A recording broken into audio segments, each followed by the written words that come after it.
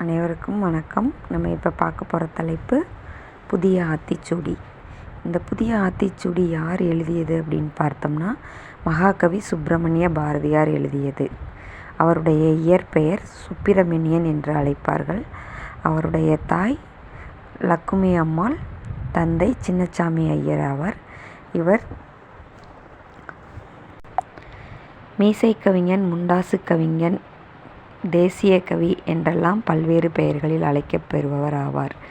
இவர் தன்னுடைய எழுத்துக்களால் பல்வேறு புரட்சி சிந்தனைகளையும் சுதந்திர போராட்ட கருத்துக்களையும் பெண் சார்ந்த படைப்புகளையும் இறை நம்பிக்கையோடு கூடிய கவிதைகளையும் படைத்தவர். அது மட்டுமல்லாமல் பன்முக நோக்கில் பல்வேறு கவிதைகளை தமிழ் உலகிற்கு தந்தவர். அதனால தான் இவர் என்னன்னு சொல்கிறோம்னா மகாகவி சுப்பிரமணிய பாரதி அப்படின்னு சொல்கிறோம். அதில் நம்ம பாடப்பகுதியில் என்ன கவிதை அமைந்திருக்குன்னா புதிய ஆத்திச்சூடி. இந்த புதிய ஆத்திச்சூடியில் என்ன ஒரு தனிச்சிறப்பு அப்படின்னா, அகர வரிசைப்படி அமைந்த பல்வேறு சமூக மதிப்புகளை எடுத்து காட்டக்கூடிய கவிதை. சமூக மதிப்புகளை உணர்ந்த மாந்தர்களே நாகரிகம் மிக்கவர்கள் என்பதை ஒவ்வொரு தனி மனிதனும் உணர வேண்டும் என்பதற்காகவே இந்த கவிதையை படைத்துள்ளார் என்பது உண்மை. அதில் நம்ம முதல்ல பார்க்க போகிறது முதல் வரி, அச்சம் தவிர். அதாவது இது பெரும்பாலும் எல்லா தனி மனிதனுக்கும் சொல்லப்பட்ட ஒரு கருத்து. அதை ஏற்றுக்கொள்ளும் மனப்பக்குவம் உடையவர்கள் என்றுமே வாழ்வில் வெற்றி அடைவர் என்பது உறுதி. அதில் முதல்ல அச்சம் தவிர் அப்படின்னு சொல்கிறாரு. இந்த அச்சம் தவிர் அப்படின்னா பயத்தை விட்டுவிட வேண்டும். வாழ்க்கையில் நம்ம எந்த ஒரு செயலுக்கும் பயந்தோம் என்றால் அந்த ஒரு செயலை நாம் சரியாக செய்து முடிக்க முடியாது என்பது மகாகவி பாரதியின் சிந்தனை. அடுத்த வரி, ஆண்மை தவறேல். எப்பொழுதும் வீரத்தை விட்டுவிடக்கூடாது. ஆண்மை என்றால் இந்த இடத்தில் வீரம் என்ற கருத்தை வலியுறுத்துகிறது. அதனால் அவர் என்ன சொல்ல வர்றாருன்னா, வீரத்தை விட்டுவிடாதீர்கள், எப்பொழுதும் வீரத்தை நம் வசம் வைத்திருக்க வேண்டும் என்பது மகாகவி பாரதியின் கருத்து. இகழ்த்தல். அடுத்த லைன், இளைத்தல் இகழ்ச்சி.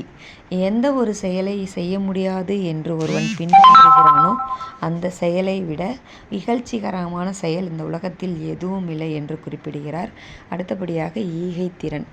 ஈகை, பிறருக்கு கொடுத்து உதவும் திறனை வளர்த்து கொள்ள வேண்டும். அதாவது நம்மக்கிட்ட இருந்தால் தான் நம்ம பிறருக்கு உதவி செய்ய முடியும். அப்போ நம்மக்கிட்ட இருக்கும் அளவுக்கு நம்மளுடைய திறனை நாம் வளர்த்து கொண்டு அந்த திறன் மூலமாக பிறருக்கு கொடுத்து உதவும் வேண்டும் என்பதை இந்த வரிகளின் மூலமாக வலியுறுத்துகிறார். அடுத்தபடியாக உடலினை உறுதி செய். நாம் எப்பொழுதும் நம் உடலை உறுதியோடு வைத்து கொள்ள வேண்டும். அதுதான் நம்மளுடைய மன ஆரோக்கியத்திற்கும் வாழ்க்கையின் செழிப்பிற்கும் உதவும் என்பதை உணர்ந்து பாரதியார் என்ன சொல்லியிருக்காரு அப்படின்னா, உடலினை உறுதி செய்து கொள்ள வேண்டும் என்று வலியுறுத்தியிருக்காரு. அடுத்த வரி, ஊன் மிக விரும்பு. அதாவது நாம் உண்ணும் உணவை எப்பொழுதும் எந்த விதமான